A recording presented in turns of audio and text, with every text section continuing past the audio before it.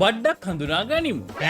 කොළු බඩද? කොහොමද ලංකා කැම්පස් එකේ ඉන්න බඩුවන් නිවැරදිව අඳුරගන්නේ? උගුරේ යම්කිසි දෙයක් හිර වෙලා වගේ වචන හරියට උච්චාරණය කරගන්න බැරි ඇක්සන්ට් එකකින් කතා කරනවා නම් ඒක බොහෝ විට බඩුවක්.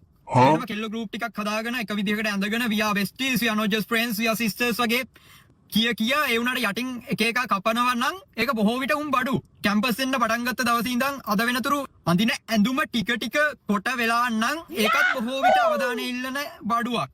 හැමෝටම පේන තැන්වල ඉඳගෙන කිසිම ලැජ්ජාවක් නැතුව කොල්ලෝ කිස් කරනවා නම් ඒකත් බඩුවක්. කොල්ලෝ 10ක් 20ක් එක්ක වට වෙලා මැදර වෙලා හුරතල් වෙන්න හදනවා නම් ඒකත් බඩුවක් වීමේ සම්භාවිතාවය ඉහළයි. ස්ටුඩන්ට් කවුන්සිල් අර කවුන්සිල් මේ කවුන්සිල් මේ පාටි අර පාටි කියා හැම එකටම මූලිකත්වයේ ගනිමින් අවධානය දිනා ගන්න උත්සාහ කරනවා නම් ඒකත් බොහෝ විට අවධාන බඩුවක්.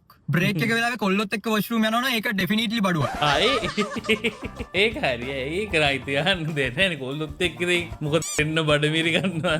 යටිපඩ තද කරලා චූ ගන්නවත් එළියට යනවා නෙමෙයි මචං.